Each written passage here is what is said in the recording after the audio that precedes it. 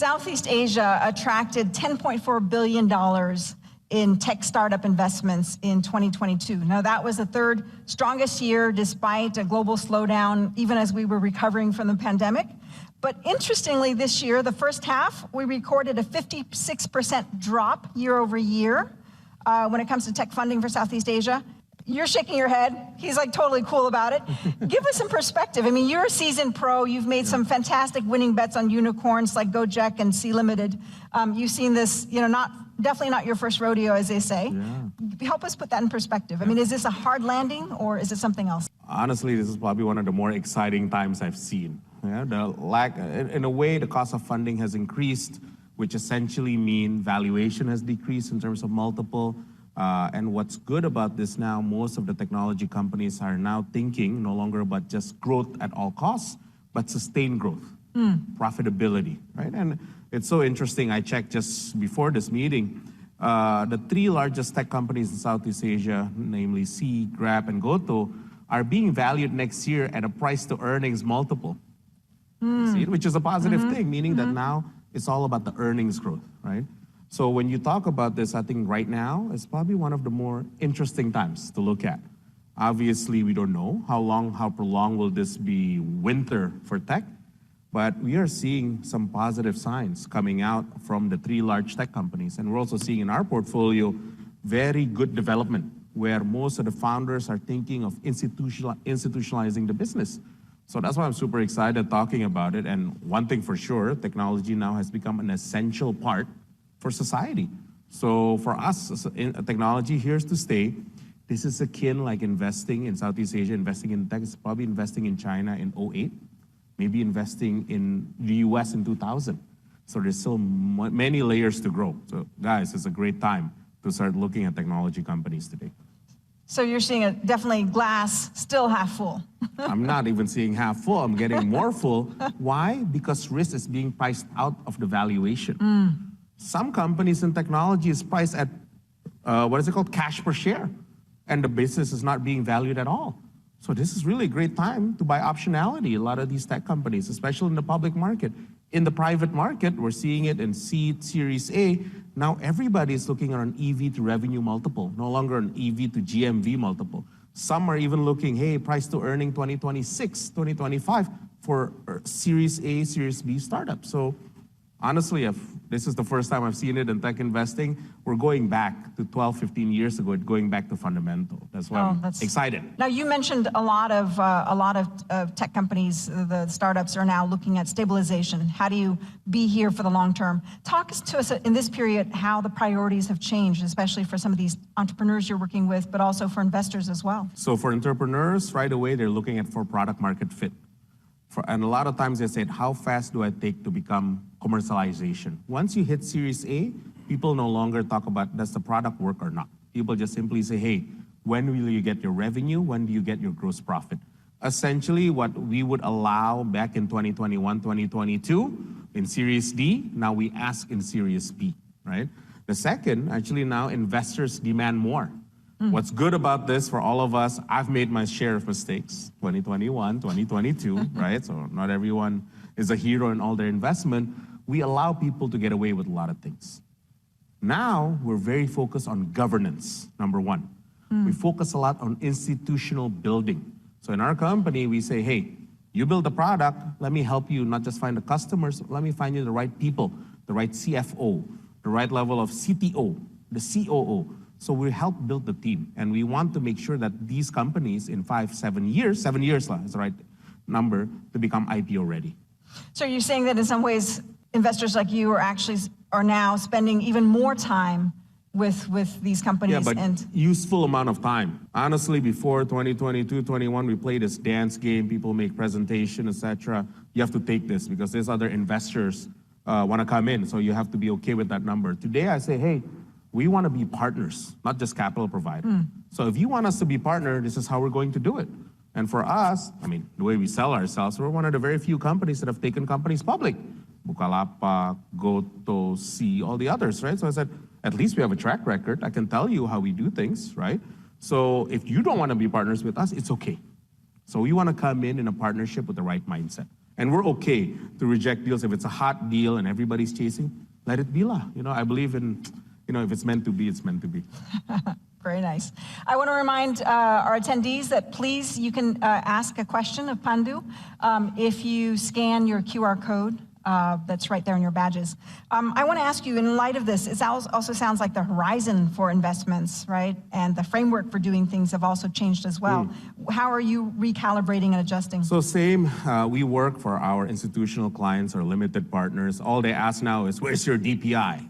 Give us back your capital, right? I mean, that's quite prevalent. And that's the service we have to do for our LLP. So when we can able to exit, we exit. What also is another interesting thing is now limited partners ask us up front, in all these investments, how are you thinking of exit? Really, how do you think about it? Is it really the public market? Is it the private market? How big is the private market in absorbing and doing M&As? So we try to do a lot of thinking about it. We in fact have a person dedicated only for that. So essentially an investment banker in our team to help companies either raise or merge. Right now what's happening, for example, in Fintech, there's a lot of merger happening. In e-commerce logistic, there's a lot of consolidation happening.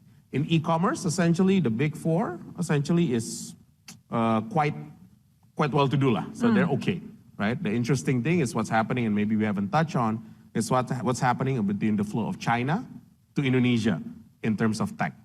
That's going to be something very interesting for society in the next 6 to 12 months. We'll talk about that. I mean, what are we seeing? So, for example, in e-commerce, there's a new player in town, which all of you know. If you have a 15-year-old kid or below, use the app very often, right?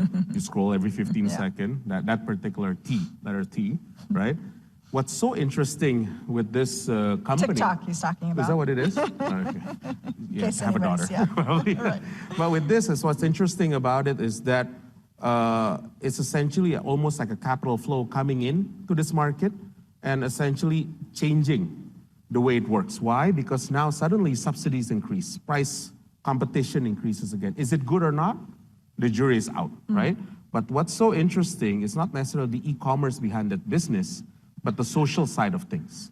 Is it good or is it bad? Is it positive to society or not? And this is so interesting today. In the US, there's regulation coming out of this company. In India, completely banned. In China, all of it is banned except for education. Here in Indonesia, it's wide open. I don't know why.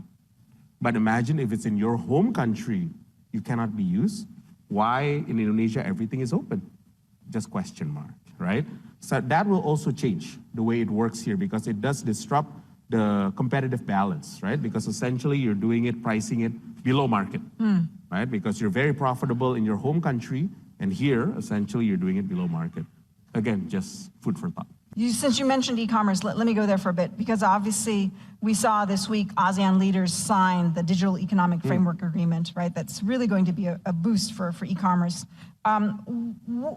When you look at that big picture of digital economy and across the region, who do you think stands as the biggest winner across the region of a framework like that? I think society in general will, because you essentially will be able to deliver or get goods at a very competitive price. You're going to have a market of logistics that has to be local.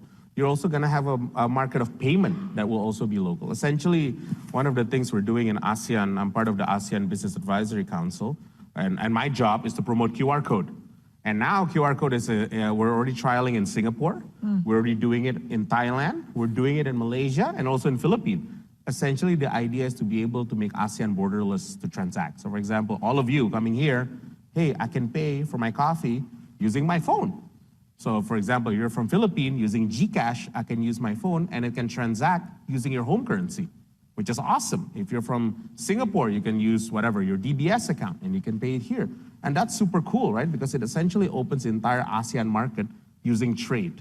We're starting with consumer, but the big idea is to be able to do B2B, right? Not just, and B2C, and using the e-commerce platform to be able to interact with one another. And that's a really good thing. You're essentially opening a market for the Philippines, for example, from 110 million, you have 700 million. For Singapore, 6 million, you have 700 million. And that's a lot of creativity that you can do there.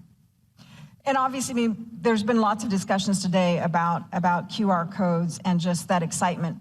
The question is, how do you get all 10 countries to agree to actually make that work? Or is that even, in your mind, a consideration, getting all 10 countries Well, I on have board? a wife and a daughter. Sometimes even among the three of us trying to choose what's for lunch, sometimes you have a battle, right? But usually the way we do it, let's take a couple of countries that believe that this is good for the economy and work with them. So for example, with Philippines, now we're working very well. With Malaysia, we're also working very well. Singapore just recently, 17 August 2023, I like that date. We're also now connecting. And then lastly with Thailand. So if these 4 countries, and 5 with us, working well, hopefully we see all the benefit. The other 5 will also come. Vietnam, hopefully soon, will also join. And after that, inshallah, next year, Laos will introduce. And after Laos, Malaysia, Philippines, right? Yesterday, Philippines was announced as the host for 2026.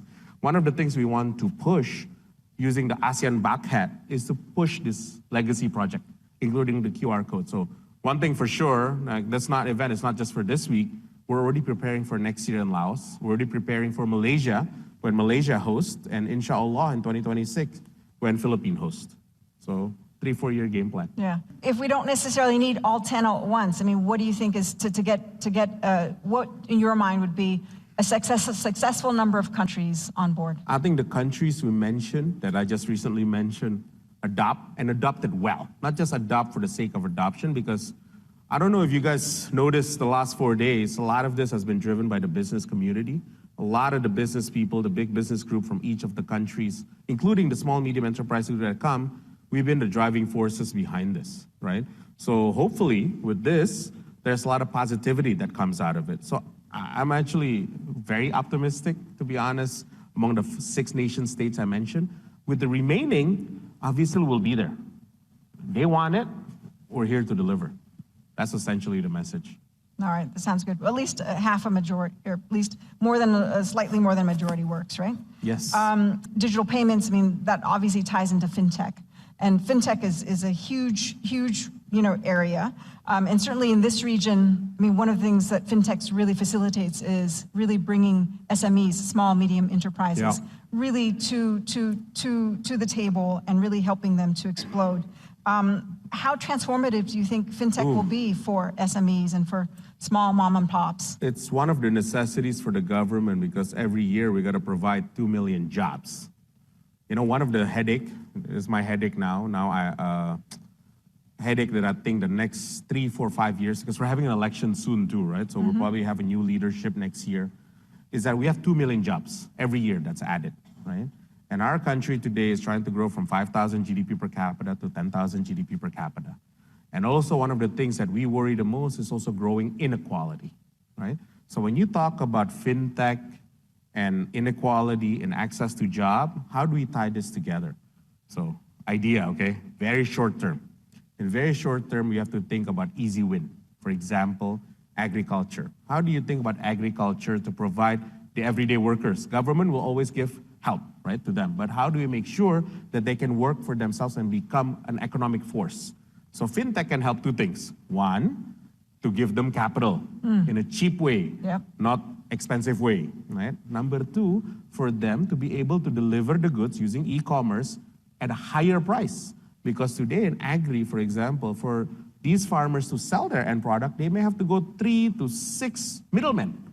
Let's eliminate that middleman. So that's one example.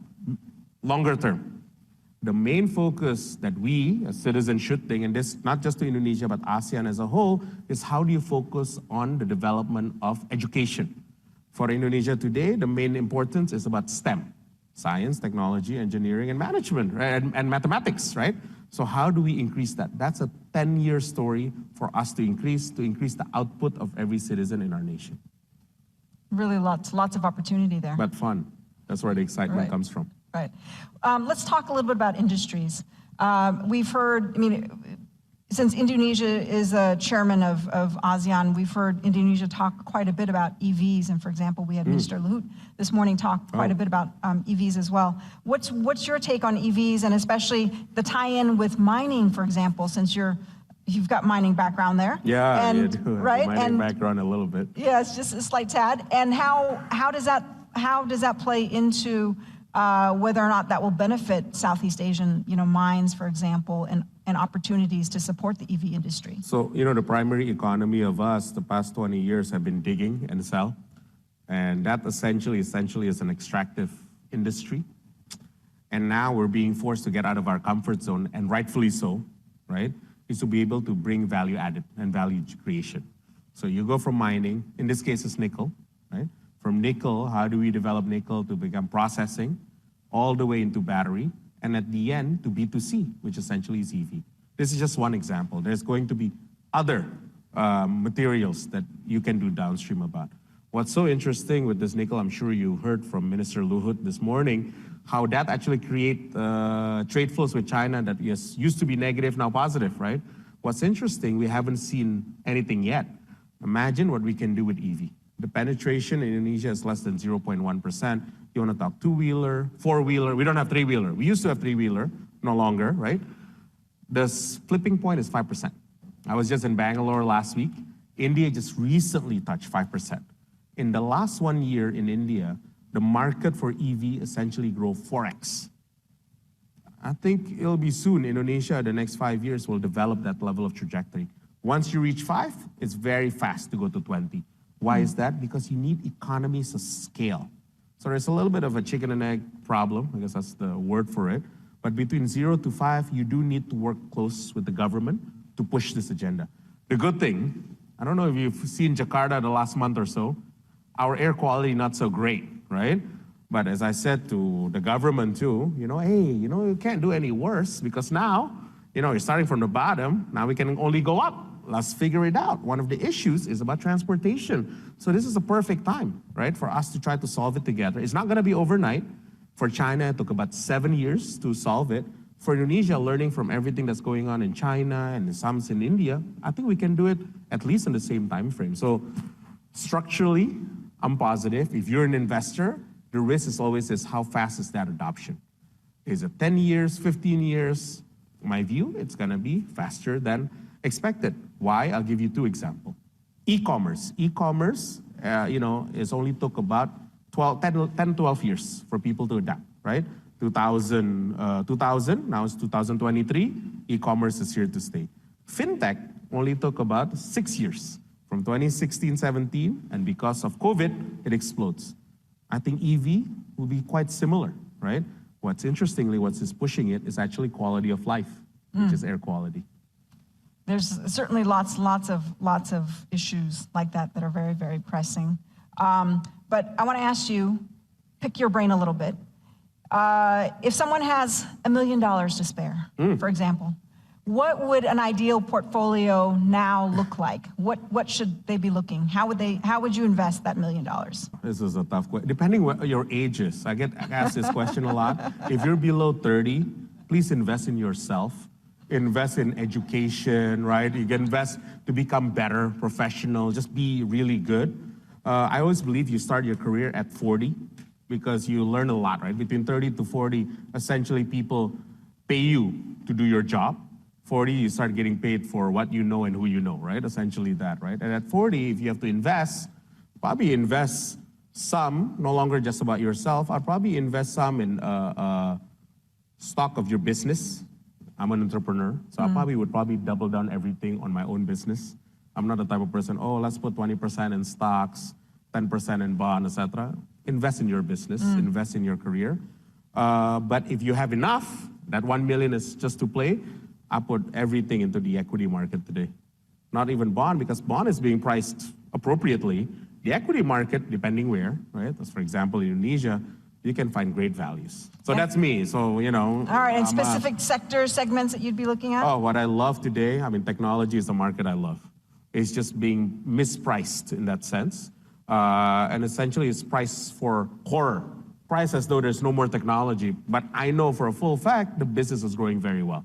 So if I have to put my dollar, probably weight it more toward technology, and depends on your risk aversion, right? One thing I just have to highlight, invest in what you really know. Please, not what your friends tell you, but invest in what you really know. And have Bloomberg to help you too in terms of gathering that information.